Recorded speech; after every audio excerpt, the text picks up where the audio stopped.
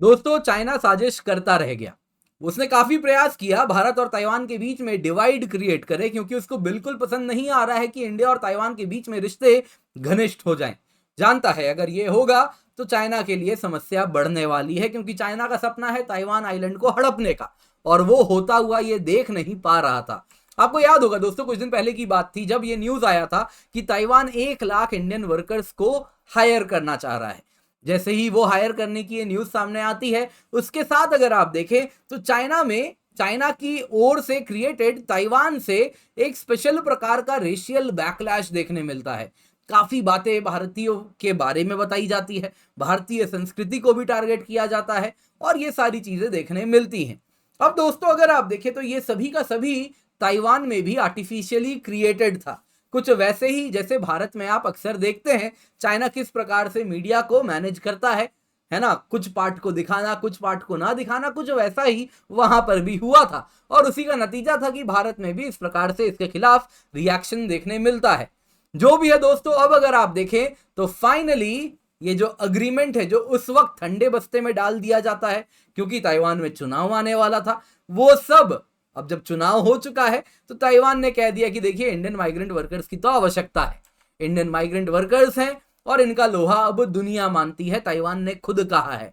अब दोस्तों, ये समय काफी बदल चुका है। अगर हम कुछ साल पहले की बात करें तो उन दिनों में यही कहा जाता था कि इंडियन वर्कर्स की सबसे बड़ी समस्या क्या है, ग्लोबल स्टैंडर्ड्स पे ये सही नहीं है, क्या ये काम कर पाएंगे, नहीं कर पाएंगे, इनका स्किल सेट सही नहीं है, क्या ये विदेशों में मैन्युफैक्चरिंग कर पाएंगे, नहीं कर पाएंगे। भारत के बारे में सबसे बड़ा ड्रॉबैक ही यही कहा जाता था कि हमारे वर्कर्स अनस्किल्ड हैं, ये काम नहीं कर सकते। लेकिन अब देखिए, दुनिया भारतीय वर्कर्स का लोहा मान रही है। ये सब अगर आप देखें तो पिछले कुछ सालों में बदलाव आया है, जो अब हमें दिख रहा है। तो इसी में अगर आप देखें तो ताइवान ने कहा है कि एक एमओयू साइन किया है, जिसके अंतर्गत वो कह रहा है इंडियन वर्कर्स की उसको आवश्यकता है। तो आइए इस न्यूज को डिटेल में देखते हैं, चाइनीज प्रोपोगंडा को भी ध्यान से एक बार ध्वस्त वापस करते हैं। इससे पहले आगे बढ़े, आप लोगों से निवेदन है, वीडियो को लाइक कर दें, वीडियो को शेयर कर दें, लेकिन सबसे इंपॉर्टेंट है हमारे लिए आपका सब्सक्राइब बटन को दबाना। मेक श्योर आप सब्सक्राइब कर रहे हैं, बेल आइकन अवश्य दबाएं।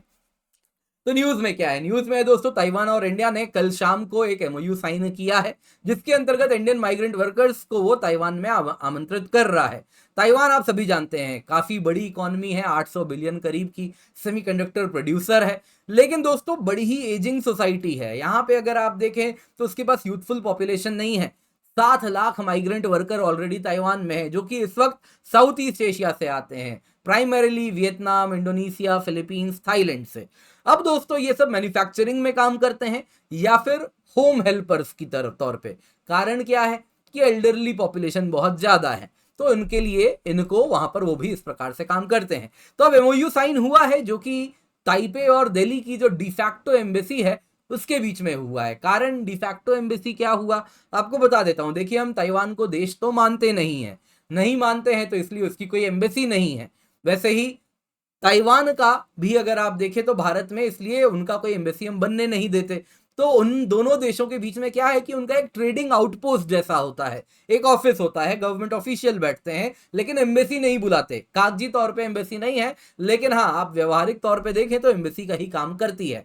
तो इसीलिए उस प्रकार के जो डिफैक्टो एम्बेसी ताइपे और दिल्ली में है, उसके बीच में अगर आप देखें तो एमओयू साइन हो चुका है, जिसके अंतर्गत मिनिस्ट्री कह रही है कि ये जो वर्कर्स हैं, इनकी जो आवश्यकता होने वाली है, उन्होंने ऑलरेडी लिस्ट दिया है। मैन्युफैक्चरिंग में है, कंस्ट्रक्शन में है, एग्रीकल्चर में है और अन्य इंडस्ट्रीज में इनकी आवश्यकता होने वाली है, क्योंकि ताइवान इसको खुद से फुलफिल नहीं कर पा रहा। अब दोस्तों, इंडियन वर्कर्स की बात करें तो उन्होंने जो शब्द का प्रयोग किया है, कहा है कि इंडियन वर्कर्स हार्ड वर्किंग है और उनके गुड रिव्यूज ग्लोबली होते हैं, और इसलिए इंडियन वर्कर्स की उनको आवश्यकता है।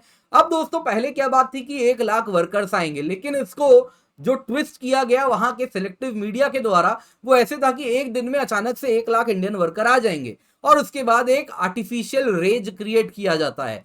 अब दोस्तों, यहां पे कहा कि ऐसा नहीं है, एक स्मॉल स्केल पायलट स्कीम होगी पहले, जिसके अंतर्गत स्टार्टिंग में कुछ इंडियन वर्कर्स आएंगे, अगर काम अच्छा रहेगा तो धीरे धीरे और वर्कर्स को आना शुरू कर देंगे। पहले भी ऐसे ही था, फेज्ड तरीके से ही इंडियन वर्कर्स को लेके जाना था, लेकिन इस बार क्लियर कर दिया गया है, और क्लियर करने के पीछे कारण बड़ा सरल है। इससे पहले क्या हुआ था, चाइना के द्वारा अगर आप देखें तो कुछ सिलेक्टिव सोशल मीडिया अकाउंट्स थे जो इस प्रकार का रेशियल बैकलैश वहां पे अगर आप देखें तो सोशल मीडिया में इंडिया के बारे में कर रहे थे कि इंडिया में अगर आप देखें तो इस प्रकार से माइग्रेंट वर्कर्स इंडिया के आएंगे तो ताइवान में सिक्योरिटी प्रॉब्लम्स होगा, इतने सारे 1 लाख वर्कर्स आ जाएंगे इंडिया के तो लड़कियां क्या लड़के भी सेफ नहीं हैं, इंडिया में एजुकेशन नहीं है, भारत का वैल्यूज बॉटम पे है और इस प्रकार की बातें आपको देखने मिली थी। बाद में पता चलता है ये सभी अगर आप देखें तो आर्टिफिशियली जनरेटेड था, चाइना के द्वारा एक इंफॉर्मेशन वॉरफेयर था, एक प्रोपोगेंडा था, मैंने तब भी आपको बताया था। हालांकि यहां पे आप लोगों को मैं आगाह करना चाहूंगा, ताइवान में रेसिज्म बहुत ज्यादा है। चाइनीज कल्चर अगर आप देखें तो फ्यूडल कल्चर का ही कंटिन्यूएशन है, तो वहां पे रेसिज्म आपको देखने मिलेगा। अगर आप ताइवान की भी बात करें तो वहां पे कई ऐसे न्यूज आए हैं कि जो साउथ ईस्ट एशिया से वर्कर्स आते हैं उसके लिए उनका व्यवहार अच्छा नहीं होता। अब दोस्तों ये अगर आप देखें तो चाइना को भी क्या ही कोसना, अब ताइवान को भी क्या ही कोसें। आप अगर चाइना में चले जाएंगे तो वहां पे तो क्योंकि कल्चरली सेम है, हालांकि पीआरसी के आने के बाद चीजें बदली हैं, लेकिन चाइना में जाएंगे तो वहां तो भैया ह्यूमन को लाइव ह्यूमन का ऑर्गन हार्वेस्टिंग कर देते हैं, वो इस प्रकार के एलिगेशंस हैं। तो उससे तो बेहतर है ताइवान। और उसके बाद भी ताइवान को क्या कोसें जब भारत में ही जब हमारे श्रमिक एक राज्य से दूसरे राज्य जाते हैं और फिर भी उनके बारे में क्या कुछ भला बुरा नहीं कहा जाता। आपको मैंने ऑलरेडी कई वीडियोस में बताया है। तो अब दूसरे देश जाएंगे तो कुछ रेसिज्म तो देखने मिलेगा और इसके लिए भारतीय सरकार को ताइवान से बात भी करनी चाहिए। अब दोस्तों ये सारी बातें जो थी ये सब प्रोपोगेंडा के अंतर्गत था। ये जो रेशियल बैकलैश आप देख रहे हैं ये सभी अगर आप देखें तो एक अखबार ने सिलेक्टिवली पेंट करवाया था। अखबार का नाम है चाइना टाइम्स, जिसको अगर आप देखें तो हेडलाइन था ये चाइना टाइम्स में, साई गवर्नमेंट उस वक्त जो प्रेसिडेंट थी ट्रबल में है, नेटिजन्स अगर आप देखें तो मार्च अगेंस्ट इंडियन माइग्रेंट वर्कर्स कर रहे हैं, जिसके अंतर्गत ये सारी बातें ये सब सामने आई थी। और इसको लेकर अगर आप देखें तो ये सब चाइना टाइम्स ही कुछ सेलेक्टिव अपने ही सोशल मीडिया हैंडल्स के द्वारा इस प्रकार की चीजें चलवा रहा था और उसी को पेंट कर रहा था। अब दोस्तों ये चाइना टाइम्स अगर आप देखें तो ये प्रो चाइना ताइवानीज बिजनेसमैन है साई इंग मिंग, जो आप यहां पे तस्वीर में देख रहे हैं। ये कोई पॉलिटिशियन नहीं है, बिजनेसमैन है, लेकिन पॉलिटिकली एक्टिव है। इसको लगता है कि अगर चाइना और ताइवान का रीयूनिफिकेशन हो जाएगा तो इसका बिजनेस और तेजी से चलेगा, क्योंकि चाइनीज मार्केट भी इसके लिए इसीलिए खुलने लगेगा। तो 2012 में इसने कहा भी था देखिए यूनिफिकेशन तो होना है आज नहीं तो कल। ये स्ट्रॉन्ग सपोर्टर है चाइनीज यूनिफिकेशन का। और जब इसी ने इस चाइना टाइम्स को खरीद लिया तब से अगर आप देखें तो जो एडिटोरियल स्टैंड है चाइना टाइम्स का वो चाइनीज कम्युनिस्ट पार्टी के लिए सिंपैथेटिक हो गया, काफी ज्यादा बायस्ड हो गया वहां पे चाइनीज गवर्नमेंट के लिए। जो एक्स जर्नलिस्ट थे उस अखबार में वो छोड़ छोड़ के जाने लगे, कहने लगे कि इस अखबार से हमें एडिटोरियल डायरेक्टिव आता है कि जो वोकैबुलरी आपको इस्तेमाल करनी है वो ताइवान के लिए जो पीआरसी यानी जो चाइना है मेनलैंड चाइना या पीआरसी जो कम्युनिस्ट पार्टी वाला चाइना है उसका जो पोजीशन है ताइवान पे हमको वही बोलना पड़ता है। बाकी रिपोर्टर्स की बात करते हुए कहे कि हमको तो वो टॉपिक्स भी कवर नहीं करने देते जो चीनी गवर्नमेंट के खिलाफ है, जैसे 1989 टिएनएनमेन स्क्वायर जो प्रोटेस्ट और मैसेकर हुआ था वो तो हमको कवर भी नहीं करने देते। तो यही अखबार इस प्रकार की मीडिया चला रही थी, इस प्रकार की न्यूज को चला रही थी, जो कि ये बात क्लियर करती है कि ये चाइनीज प्रोपोगेंडा था, इंफॉर्मेशन वॉरफेयर था। जो भी है दोस्तों चाइना तो विफल हो गया है। ताइवान इलेक्शन रिजल्ट्स अगर आप देखें तो चाइना के हित में नहीं आए। जो गवर्नमेंट में अभी जो प्रेसिडेंट बने हैं, क्योंकि अगर आप देखें प्रीवियस गवर्नमेंट उनका प्रीवियस प्रेसिडेंट का 2 टर्म हो गया था तो वापस नहीं आ पाई, लेकिन उन्हीं के पॉलिटिकल पार्टी के आप देखें तो लाई चिंग आ चुके हैं, जो कि साफ साफ कह रहे हैं कि भाई हम तो ताइवान को इंडिपेंडेंट करवाएंगे, रीयूनिफिकेशन दूर की बात है।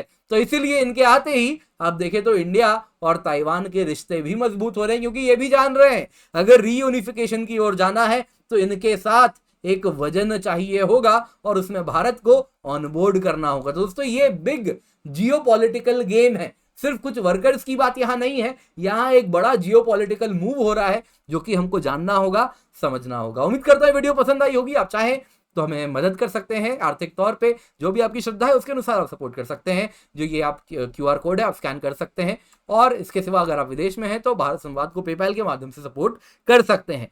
और अगर आप आर्थिक रूप से सपोर्ट नहीं कर सकते तो कोई बात नहीं, हमारे लिए सबसे बड़ा सपोर्ट है आपके सब्सक्राइब बटन को दबाना। तो सब्सक्राइब करें, बेल आइकन को दबाएं क्योंकि हमें 10,000 की ओर जाना है और उसमें आप हमारा मदद जरूर कर सकते हैं। तो मेक श्योर आप हमें मदद कर रहे हैं।